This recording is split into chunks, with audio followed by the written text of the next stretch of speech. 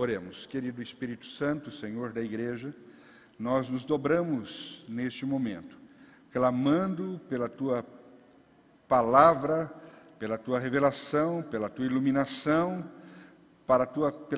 clamando pela compreensão das nossas mentes, daquilo que Tu tens a nos falar, e o convencimento. Nos ajude a sermos convencidos desta palavra, a Tua palavra. Tu és aquele que fala, Tu és aquele que tem a liberdade de falar ao nosso coração, e falarás graciosamente com a Tua doce voz, mas Tu nos deste arbítrio, e está em nós acolhermos, recebermos esta palavra e decidirmos sempre pela Tua vontade. E ajuda esta igreja a caminhar desta forma. Bendito Senhor, queremos adorá-lo de verdade. No nome de Jesus, oramos. Amém.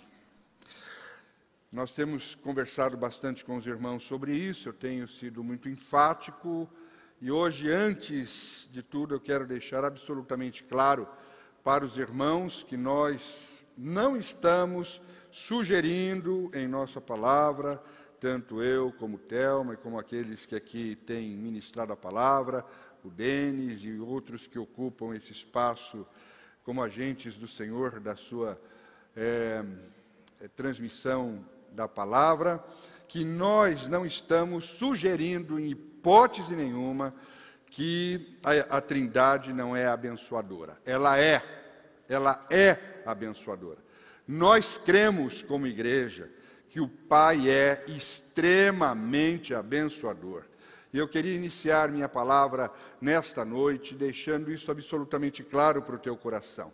Claro que nós cremos naquilo que a Santa Palavra diz, e bem já adiantado, o Denis nos colocou. O apóstolo Paulo deixa esse texto para nós, uma clara realidade, ao nos informar em Romanos 8:32, que aquele que não poupou o seu próprio Filho, antes, por todos nós o entregou, porventura, diz o pastor Paulo, não nos dará graciosamente com ele todas as coisas? O que são todas as coisas para você, irmão? Quais são as coisas que você tem necessidade para que a tua vida aconteça? Se você pensa como eu, e se nós estamos no mesmo ambiente de vida, quando eu penso em todas as coisas, eu penso na saúde, eu penso na segurança, na orientação para a vida, no sustento, na proteção, no poder contra o diabo, na inteligência, na competência para as nossas atividades do dia a dia, no consolo, no conforto, no descanso da luta do dia a dia. Eu penso na fé, eu penso na sabedoria, penso no dinheiro. Pois é, o que o apóstolo Paulo está dizendo é exatamente isto. Ele está nos informando que Cristo, o Salvador, nos foi dado, e com Ele todas as coisas que temos necessidades delas na terra. E tudo é nosso graciosamente. Diga, graciosamente. É nosso, graciosamente. Sabe o que é graça? Graça não é algo que não me custa nada. Graça, cada uma dessas coisas que eu citei, que se encontram na lista de sobrevivência dos filhos de Deus, para o bem-estar nosso, custaram. Teve um custo muito alto. Teve o custo, o preço de sangue. Todas essas dádivas, diz a palavra, elas estão em Cristo, que as comprou na cruz, juntamente com a nossa salvação. Deus tinha de fazer isso? Não. Mas Ele fez por amor de mim e fez por amor de você. Então, a melhor definição de graça que eu conheço é que graça é uma disposição amorosa de Deus a nosso favor. Isso é graça. Deus tem graça para você. Deus é gracioso com você. Ele tem uma disposição amorosa a seu favor, a nosso favor. Isso me diz uma coisa. Me diz que, então, eu não tenho de correr atrás das coisas. Isso me diz que eu não tenho de negociar bênçãos, não é, Denis? Isso me diz que eu não tenho de suplicar por elas. Isso me diz que eu não fiz e não tenho o que fazer para merecer estas coisas. E muito menos, me diz que eu não posso desconfiar de Deus, de que Deus, sendo o Pai amoroso que é, Ele não me daria cada uma delas sobejamente. Cada uma dessas coisas que trazem o sustento e que trazem o bem-estar para a nossa vida. Foi isso que Paulo nos informou quando ele disse que aquele que não poupou o seu próprio filho, antes por todos nós o entregou, porventura não nos dará graciosamente com ele todas as coisas? E aos irmãos da igreja de Filipos, ele enfatizou a respeito disso. Portanto, não andem ansiosos por coisa alguma, mas em tudo, pela oração e súplicas e com ações de graças, apresentem seus pedidos a Deus. E a paz de Deus, que excede todo entendimento, guardará o coração e a mente de vocês em Cristo Jesus. Amém? Por quê? Porque aquele grito que Jesus deu na cruz, tetelestai, quer dizer, está consumado. Jesus estava anunciando para toda a humanidade que tudo que constava do escrito de dívida contra nós, agora estava pago. Toda a maldição advinda do rompimento do casal Adão com a Trindade, doença, miséria, angústia, dor, medo, desunião, a cruz absorveu. E nós então aqui entendemos isso. E nós não temos a menor dúvida sobre esta realidade, sobre este amor de Deus para conosco, sobre a disposição de Deus para conosco em ser gracioso, em nos dar tudo quanto necessitamos para viver uma vida de filhos abraçados por um Pai tão amoroso. Ninguém aqui deveria ter nenhum tipo de preocupação com isso. A graça é abençoadora. A graça é abençoadora. E é maravilhoso como Jesus lida com as nossas necessidades. Há um texto em Lucas capítulo 12, maravilhoso, na mensagem ele fica muito claro, que Jesus diz assim: quero convencê-los a relaxar, a não se preocuparem tanto em adquirir. Em vez disso, prefiram dar, correspondendo assim ao cuidado de Deus. Veja bem, quem não conhece Deus e não sabe como Ele trabalha é que se prende a essas coisas. Mas vocês conhecem Deus e sabem como Ele trabalha. Orientem a sua vida de acordo com a realidade, a iniciativa e a provisão de Deus. E não se preocupem com as perdas. E descobrirão que todas essas suas necessidades serão satisfeitas. Vocês são meus amigos queridos. O Pai quer dar a vocês o seu reino. Aleluia. É isso que Jesus pensa. E é isso que nós pensamos aqui. Talvez você tenha vindo para esse culto com pouca esperança. Talvez você tenha chegado aqui com o seu coração fechado, angustiado, pensando no desafio da sua vida, do seu trabalho, que é grande demais para você. Eu não sei quantos entraram por essas portas e, apesar do sorriso que esboçaram, estão pensando em desistir. Mas eu gostaria de lembrar você nesta noite que esta graça nos dá esperança. Porque em Jesus, sempre, alguma coisa nova e boa está para acontecer. E esta graça de Deus tem a capacidade de entrar no compartimento secreto mais improvável da nossa alma e mexer na nossa vida de dentro para fora. A graça de Deus faz isso conosco. Então diga para o seu irmão aí do seu lado, relaxa. Relaxa. Deixa o Espírito Santo convencer você a relaxar. Está vendo? A gente crê nisso. A gente crê nisso. Então a questão das bênçãos, milagres, maravilhas, fica resolvido aqui. Combinado? Fica resolvido aqui. O que nós precisamos de fato, irmãos, é de uma visão aberta para as realidades gloriosas conquistadas na cruz a nosso favor. E o que nós precisamos é de um coração grato a Deus por tanto amor e por tanto que Ele faz por nós. Mas a Bíblia faz uma ressalva. Em que circunstâncias todas as coisas seriam manifestadas e liberadas a nós? Por exemplo, Jesus disse, aquele que tem os meus mandamentos e lhes obedece, esse é o que me ama.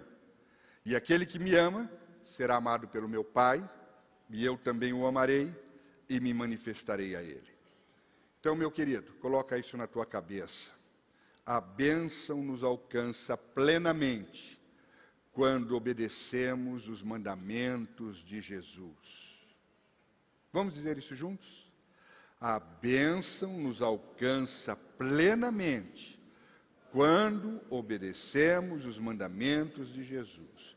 Quando nós nos adequamos aos propósitos de Jesus. Aqueles que têm os meus mandamentos e os obedecem. E essa nossa tônica aqui nestes dias, é a nossa tônica aqui, a questão que nós estamos levantando é, a igreja dos nossos dias permanece identificada com os propósitos de Deus? A igreja dos nossos dias, ela obedece os mandamentos do Senhor? A igreja dos nossos dias está orando, seja feita a tua vontade? Por entender que não, porque não foi só a humanidade que se corrompeu, a igreja passa por um processo de corrupção da fé cristã, e no Brasil os efeitos disso parecem ser maiores ainda, é que nós estamos buscando um ressignificado para a nossa fé e para a nossa caminhada. É isso que nós estamos fazendo aqui, domingo após domingo, por ordem do Espírito Santo. Por quê? O que era a pregação do Evangelho? Era uma pregação de salvação. Salvação do quê? Salvação da perversidade que tomou conta do ser humano. É o que Pedro nos disse na sua caminhada lá em Atos 2, lembra disso? Arrependei-vos, salvai-vos desta geração perversa. Então, não só a humanidade foi afetada pela queda, mas a igreja se perverte toda vez que ela se distancia do projeto de Deus. O fato é que a igreja vive numa tensão. E ela vive nessa tensão de caminhada, em ter de optar que caminho seguir. O Denis citou esse texto há pouco. E quem disse isso foi Jesus. Ele disse, ninguém pode servir a dois senhores, porque há de odiar um e amar o outro, ou se dedicará a um e desprezará o outro. Não podeis servir a Deus e a Mamon. Numa outra versão, vocês não podem adorar a Deus e ao dinheiro, porque você adora servindo. E a igreja vive a tensão de ter de decidir entre o projeto de Cristo e o projeto de Mamon. Jesus disse isso. E ele não apresentou uma terceira via. Ele não deu uma outra opção. Ou você escolhe um lado, ou você escolhe outro lado. Ou você toma um caminho, ou você toma outro, e não há uma terceira via. A questão é como saber que caminho eu estou tomando. Bom, o projeto de Mamon, ele nasce, como nós vimos, da ganância. E ele está baseado em um sistema que segue uma lógica: posse, poder e controle. E da mesma forma como a ganância estava no coração de Lúcifer, ele plantou a ganância no coração da igreja. Primeiro ele plantou no casal Adão, que só romperam com Deus por causa da ganância. Então, primeiro ele corrompeu o casal Adão, consequentemente corrompeu a humanidade. E agora, no final dos tempos, ele vem corrompendo a igreja. Aliás, é a ganância que veda os nossos olhos para que não enxerguemos as bênçãos recebidas do Pai. É a ganância que sela os nossos lábios para que não tenhamos gratidão. Por quê? Porque o coração está sempre querendo mais, mais, mais, mais. E enquanto eu estou buscando por mais, eu não vejo o que eu recebi. Enquanto eu estou buscando por mais, eu não me sinto satisfeito e não tenho louvor e não tenho gratidão. Isso é doutrina de Mamon. Isso é doutrina de demônios. E a igreja está caminhando por essa influência. Paulo nos adverte sobre isso no final dos tempos. 1 Timóteo capítulo 4. O Espírito diz claramente que nos últimos tempos alguns abandonarão a fé e seguirão espíritos enganadores e doutrinas de demônios. Então, a fé cristã busca a Deus para adorá-lo. Já a igreja corrompida por Mamon é uma igreja cheia de vontades e busca a Deus para tirar proveito para si. Que igreja você está? A quem você está verdadeiramente adorando?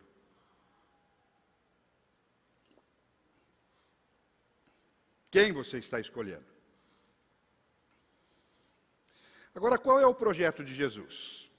E é nisso aqui que a gente quer colocar a igreja. O projeto de Jesus é que nós tivéssemos vida abundante. E tivéssemos em vida e tivéssemos em abundância. Ele diz lá: o ladrão vem somente para roubar, matar e destruir.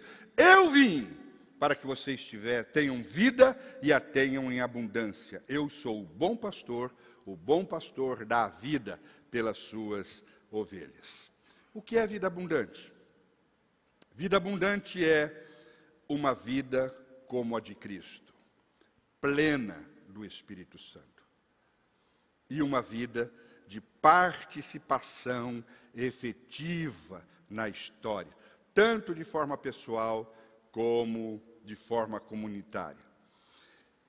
Então, pensando em efetividade na história, o que é que nós deveríamos estar vendo claramente na igreja? O fruto do Espírito. Gente como Jesus, plena do Espírito Santo. Gente que é bondosa, gente que ama, gente que pacifica, gente que irradia alegria, gente que é benigna, gente que é fiel, gente que é paciente, gente que controla os seus impulsos, gente que controla os seus sentimentos, é gente em que se pode confiar, portanto, efetiva na história. Participa na história, manifestando o Cristo que carrega. a semelhança de Cristo impregnado em sua vida, o fruto do Espírito Santo. É isso que nós deveríamos e precisamos ver na igreja, que somos nós. Mas a igreja é isso. É isso que você vê na igreja? Eu creio que sim. Mas não na maioria. Na minoria. A grande maioria dos 50 milhões de cristãos nesse país está mostrando que não está plena do Espírito Santo. E por causa disso nós não somos efetivos na história. E por causa disso nós somos envergonhados. E por causa disso nós envergonhamos a Jesus. E uma infinidade de nós está optando pelo caminho largo, o caminho das facilidades e não do sacrifício, especialmente o sacrifício de se empenhar em ser como Cristo. Ao invés disso, a grande maioria busca Cristo pelo que Cristo pode e não pelo que Cristo é. É disso que nós estamos falando. E isso é corrupção da fé. Corrupção da fé cristã manifestada na igreja dos nossos dias. Jesus se via como pastor, e para Jesus, pastor é alguém que dá a vida pelas ovelhas, para que as suas ovelhas tenham vida e tenham vida em abundância.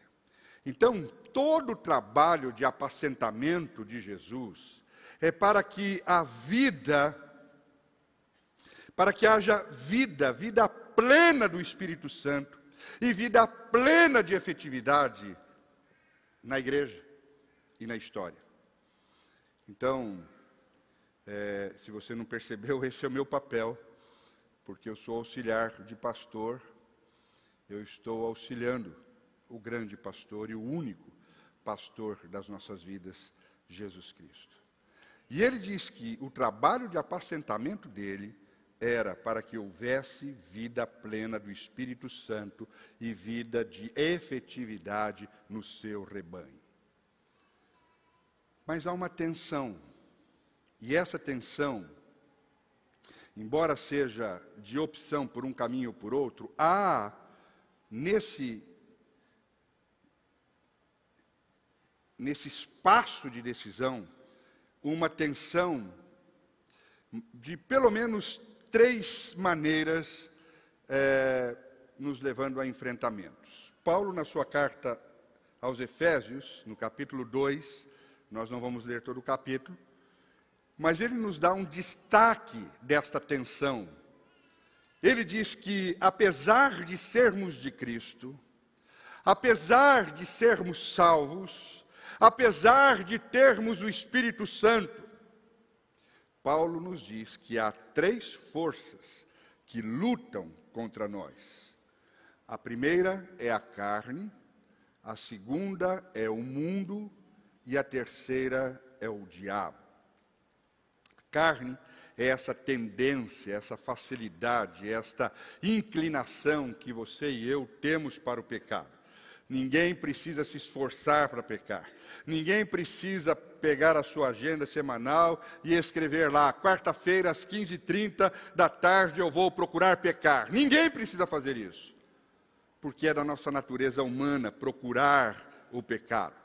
Paulo então destaca: nós somos de Cristo, nós já somos vitoriosos, nós temos o Espírito Santo, Cristo domina sobre todas as coisas, mas a carne, a nossa carne, ainda luta contra nós e ela nos debilita, ela nos enfraquece. E não apenas a carne, Paulo diz que o mundo também luta contra nós. E este mundo, esta estrutura social humana, facilitadora do pecado, essa estrutura na qual nós vivemos e transitamos dia a dia, que coloca o pecado toda hora à nossa porta, à nossa mente. O mundo provoca facilitações para seguirmos as coisas que não são de Deus, são do mamon. Há uma força que opera contra nós, contra a igreja, para que nós não tenhamos força para decidirmos por Cristo e somos empurrados para Mamon. A carne nos empurra para Mamon. O mundo nos empurra para Mamon. E Paulo segue construindo a sua denúncia dizendo que nós somos de Cristo, mas não apenas a carne, não apenas o mundo, mas o próprio diabo investe violentamente contra as nossas vidas. E esse diabo não é uma força impessoal, esse diabo não é uma tendência mágica, externa, distante de nós. O diabo é um ser que pensa, o diabo é um ser evolutivo, que arma, que trama armadilhas para nos assaltar, para nos debilitar, para nos enfraquecer e, se possível, devorar. E não se engane, o diabo, ele há de fazer, se é que já não tem feito, ele há de atacar a mim e há de atacar você nas áreas em que nós somos mais fracos.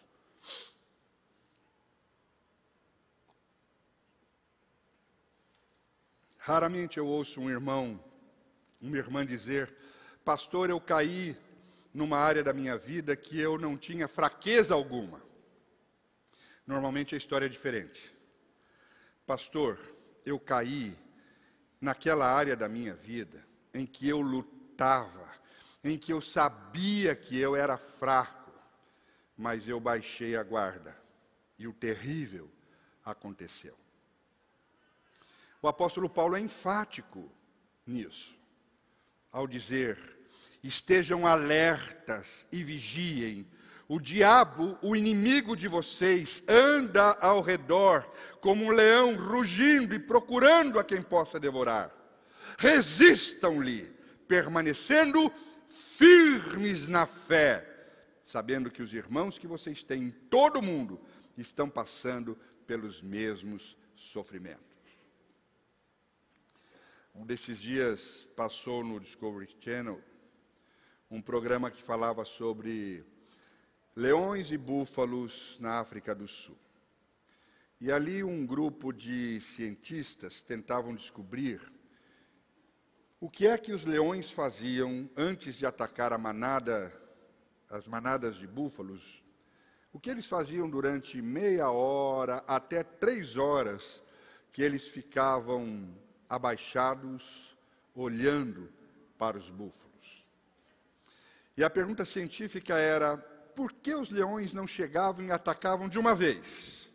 O que é que eles faziam naquele momento preparatório, curvados, deitados na relva, olhando para aqueles búfalos, até que, quando curiosamente um partia para o ataque, todos partiam.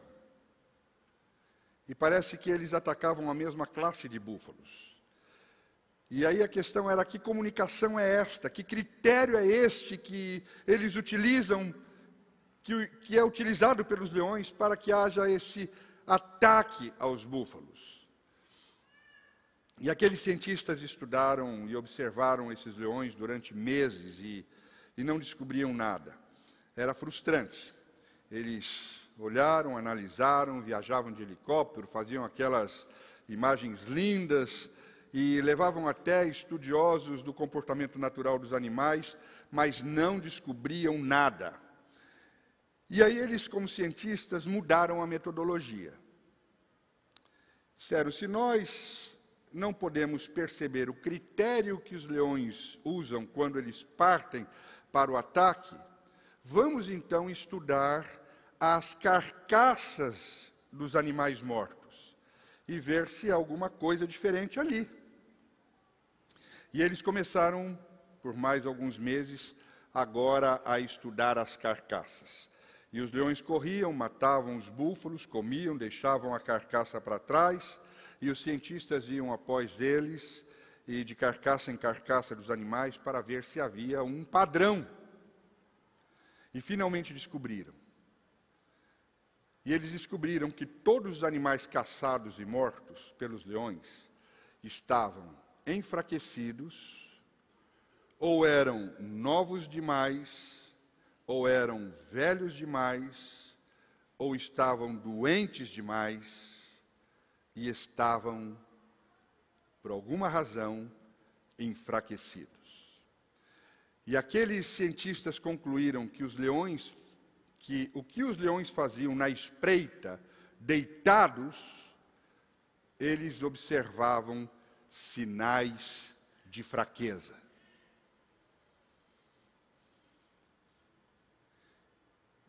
E é isso que nós estamos fazendo com a igreja. Porque veio à minha mente exatamente isso. Que é isso que o diabo faz na minha vida e na sua vida. Ele observa se há sinais de fraqueza em nós.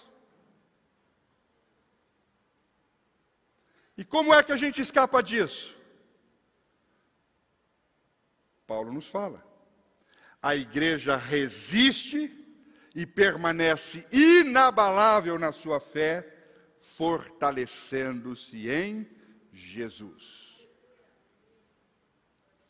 É por isso que o Espírito Santo tem trazido você domingo após domingo e me colocado, ou a minha equipe, para falar em nome dele e para alertá-los desta realidade.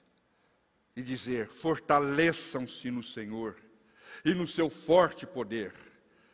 Vistam toda a armadura de Deus. E pelo amor de Deus, não vejam estas armaduras como um poder mágico. Não veja isso. Porque a armadura de Deus não é roupa do homem de aço. A armadura de Deus não é roupa do Homem-Aranha. Não é roupa do Batman. A armadura de Deus fala do nosso caráter, fala dos valores cristãos presentes em nossas vidas. Então não é uma coisa que eu declaro magicamente, abracadabra, não é assim. E eu vejo, às vezes, queridos, que as pessoas ao encerrarem uma reunião de oração, encerrarem ou partirem para uma realidade, partirem, e elas dizem, vamos então agora nos revestir das armaduras de Deus, e fazem isso através de uma declaração, como se elas estivessem colocando uma roupa mágica, ou que ao declarar aquelas coisas, simplesmente, o poder seria emanado. Mas não é disso que a Bíblia está dizendo. As armaduras de Deus é um estilo de vida. É um estilo de vida de Cristo. É o que eu vivo, não é o que eu declaro. E o apóstolo Paulo está dizendo, esta é uma arma poderosa. A tua vida como de Cristo, é a tua grande arma de fortalecimento. Usem a palavra de Deus. Orem no Espírito em todas as ocasiões, com toda oração e súplica. E tendo isso em mente, estejam atentos e perseverem na oração por todos os santos. A igreja está caminhando assim? Eu não posso falar a toda a igreja. Não teria condições e nem tenho convites para isso. Um amigo meu, coitado, esse ano já me convidou 4 vezes para que eu fosse pregar na igreja dele. Mas eu já até avisei a Regiane, falei, pode marcar em respeito, mas eu sei que não vai dar certo, porque a igreja dele está submetida a um grandão. E toda vez, e aí ele tem que pedir para esse pastor grandão, se ele pode ou não pode, porque a igreja agora está assim, né? Ela está nessa parada aí, ela só pode fazer se alguém de cima deixar e tudo mais. E aí, cada vez que ele me convida e fica acertado, ele tem que comunicar o líder dele lá, não sei, eu sei, mas não vou falar. Aí, aí o cara diz, é do nosso métier, ele está no nosso modelo, ele está não sei o quê, e ele já deve me conhecer, então ele diz, não pode. E aí esse meu amigo, que gosta tanto de mim, e que todas as vezes me convida, telefone e diz, olha, eu tive que desmarcar, porque dessa vez não dá, e eu falo, fica tranquilo. Fique em paz. Então, eu nem tenho convites para pegar fora. Mas aqui é a minha responsabilidade. Eu amo falar a vocês. Vocês são as ovelhas do rebanho de Jesus, que eu tenho o privilégio de cuidar. E eu quero fazer esse trabalho bem feito. Então é isto que eu queria dizer para os irmãos: cuidado, porque a igreja está se distanciando. A igreja está saindo do caminho e ela está escolhendo o caminho mais fácil, mas nós aqui não precisamos fazer isso. E eu gostaria de lembrar você nesta noite que a graça de Deus não é apenas abençoadora, a graça de Deus é também libertadora. A graça de Deus é o poder que emana da Trindade para nos fortalecer e nos dar vitória sobre a carne, sobre o mundo e sobre o diabo. Aleluia. Glória a Deus.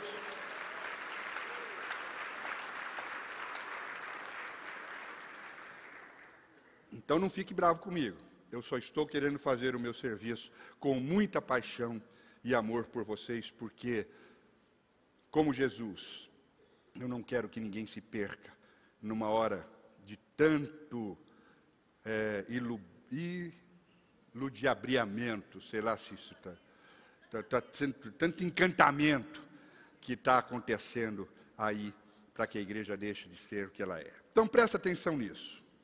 Se há uma área fraca na sua vida, e se você trouxe essa área fraca consigo em seu coração nesta noite, eu quero crer que um dos propósitos de Deus neste lugar, neste encontro de relacionamento aqui, é fortalecer o meu e o seu coração em um nome do Senhor Jesus Cristo. E nós podemos, em Cristo, sair daqui fortalecidos, aleluia, abençoados e fortalecidos, glória a Deus. E por último, a graça é transformadora. E ela transforma, queridos, pelo quebrantamento seguido de avivamento. Mas a igreja está tão sensorial, a igreja está tão levada pelos sentimentos, que ela já nem sabe mais o que é quebrantamento e nem o que é avivamento. Porque quando você fala de quebrantamento, ela pensa que é chorar. Então, o cara está chorando, ele está quebrantado. E se você fala de avivamento, ela pensa que é arrepiar. É sentir um negócio assim que desce pela espinha, e aquilo é uma sensação, é um êxtase, é um poder. Presta atenção nisso. Quebrantamento é aceitar o diagnóstico. Quebrantamento é aceitar o diagnóstico. Sabe por que eu choro? Porque eu aceito o diagnóstico sobre mim. E quando eu ouço a palavra de Deus e ela me toca, e eu vejo a verdade do Evangelho que foi esclarecida sobre mim mesmo, eu choro e digo: tem piedade de mim, Senhor, tem misericórdia de mim. Isso é quebrantamento. A Bíblia diz no Salmo 51, os sacrifícios que agradam a Deus são um espírito quebrantado, um coração quebrantado e contrito, ó Deus, não desprezarás. John Knost, um notável reformador, dizia que a única ponte entre o conhecimento e a transformação é o verdadeiro quebrantamento. Então, entre aquilo que você conhece e a tua transformação, tende a acontecer quebrantamento. E aí, quando que na visão de Jesus, a igreja precisa de avivamento? Quando as ovelhas de Jesus já não estão mais manifestando a vida de Jesus em si. Quando as ovelhas de Jesus já não estão mais tendo vida em abundância, que é o caso da igreja dos nossos dias. Sim ou não? A maioria das pessoas pensam em avivamento a partir da busca do poder. Ah, falta poder para a igreja, nós precisamos de um avivamento. Mas fala sério, gente. Vocês acham que a igreja tem falta de poder? Claro que não. O Espírito Santo foi derramado ou não foi derramado sobre nós? Segundo o que lemos em Efésios 1, o Pai deu ao Filho ressurreto, Cristo, o Senhor, todo o poder, toda a autoridade, em todo lugar, e pôs todas as coisas debaixo dos seus pés. E depois, ele deu Cristo à igreja por cabeça, dizendo: a qual é o seu corpo, a plenitude daquele a que tudo enche em todas as coisas. Então, de que poder você está falando? Vocês acham mesmo que a igreja precisa de poder? Nós temos Cristo. E Ele não está separado da igreja. Ele é o cabeça. E Ele compartilhou todo o poder dEle, toda a autoridade em todo lugar, com todo o domínio, com a igreja. Nós estamos precisando de poder? Então, do que se trata avivamento? Trata da igreja viver, voltar a viver como Cristo. Simples assim. Trata da igreja voltar a viver como Cristo. É tão simples, irmãos, viver como Cristo. É tão simples viver o projeto de Deus, irmãos. A igreja não precisava se preocupar com mais nada na vida, só com 3 coisas. Ponha isso na sua cabeça. Só 3 coisas. Relacionamento com Deus,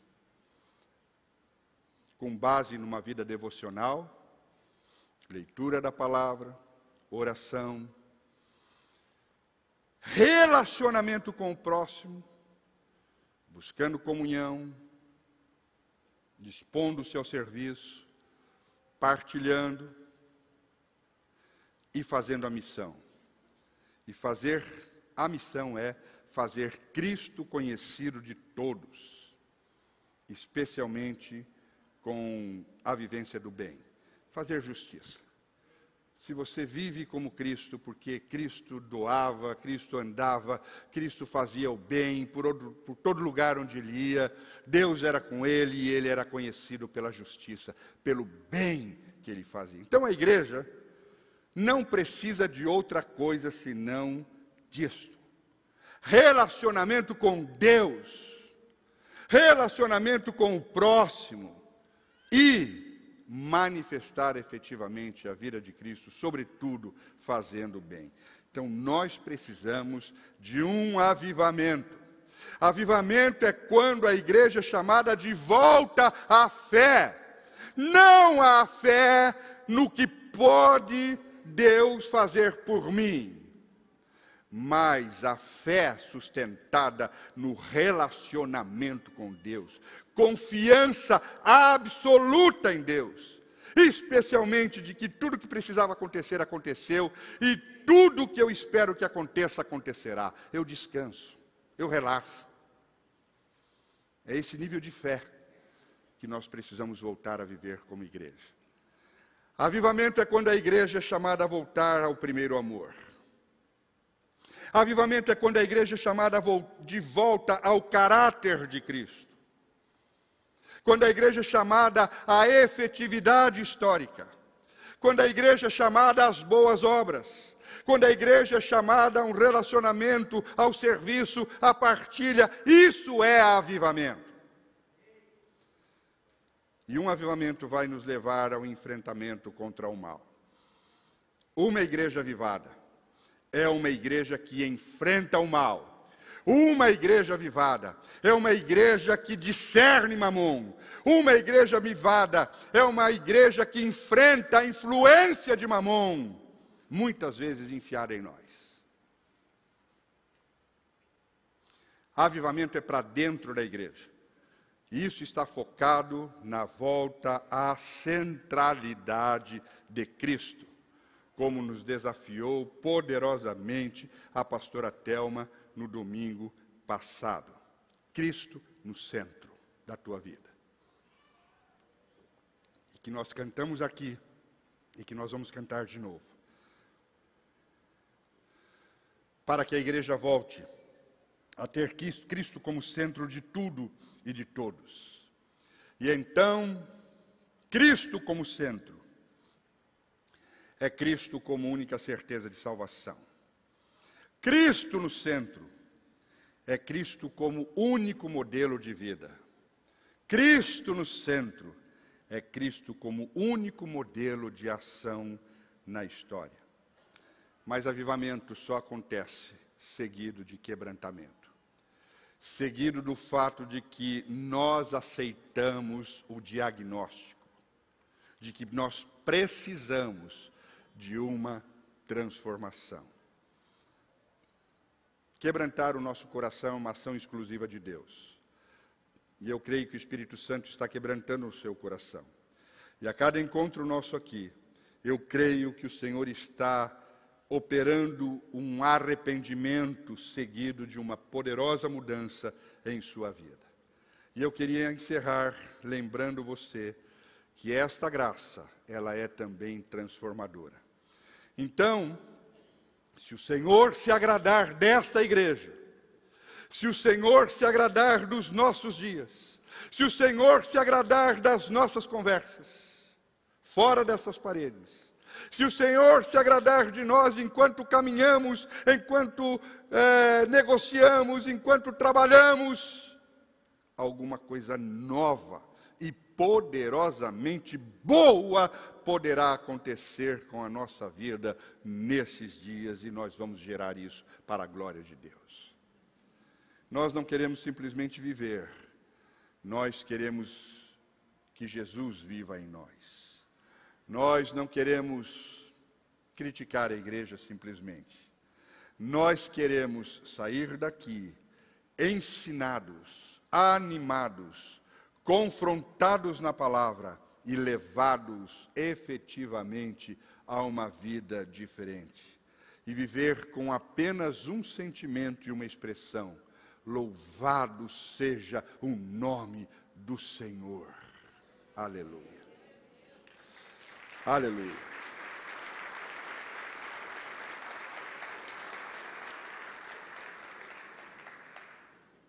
Eu sei que as suas palmas estão expressando que essa é a vontade do seu coração também. Então eu quero convidá-los a um tempo último de profunda oração neste momento, para que o Espírito Santo nos avive, para que a nossa colheita seja uma colheita adequada, porque lamentavelmente as igrejas estão sendo empanturradas de pessoas, mas as pessoas dos nossos dias estão afluindo para as igrejas como elas afluíam as grandes multidões a Jesus, por aquilo que ele dava, por aquilo que ele realizava, por aquilo que ele manifestava a favor delas, mas não por aquilo que Jesus era. E quando ele se levantou e pregou algo parecido com aquilo que eu tenho falado aos irmãos nessa noite, porque é ele quem fala e ele não muda a sua mensagem, então as pessoas debandam e elas afluem para os lugares onde estas coisas estão sendo valorizadas. E nós queremos uma colheita adequada. Uma colheita de gente que se coloque à disposição de comer a carne de Cristo e beber o sangue do Cordeiro, dizendo: eu quero a vida de Cristo em mim. eu quero viver como Cristo Jesus. E o nosso discipulado seja fazer as pessoas cada vez mais parecidas com Jesus. E que eu e você sejamos protagonistas disso nesse novo tempo, para a glória de Deus. Amém, amados? Amém, meus queridos? Então eu quero convidar você, aqueles que puderem, a dobrarem os seus joelhos nessa noite, antes de sairmos deste lugar, e dizermos com quebrantamento no coração: eu aceito o diagnóstico, e eu me olho, e eu me vejo, e eu quero ver onde é que eu estou enquadrado nessa parada. E eu quero tomar a minha decisão por Cristo e pela fé cristã. E eu não vou andar no caminho fácil. E eu não vou andar pela influência de Mamon. Eu serei de Cristo. E Cristo será visto em mim. Já não serei mais eu quem vive, mas Cristo viverá em mim. Isto é igreja. Eu sou igreja, somos igreja. Cristo no centro da nossa vida. Que Deus nos abençoe. E que esse quebrantamento nos leve à verdadeira transformação. E que esta transformação seja de tal forma efetiva, que a nossa nação não sofra mais a falta de uma igreja poderosa na sua vida. E que nós possamos ter uma sociedade melhor, um país melhor, porque a igreja se tornou o que deveria ser para a glória de Deus. Que Deus seja louvado. Em nome de Jesus, esse tempo é teu com o Senhor, é nosso. Em nome de Jesus.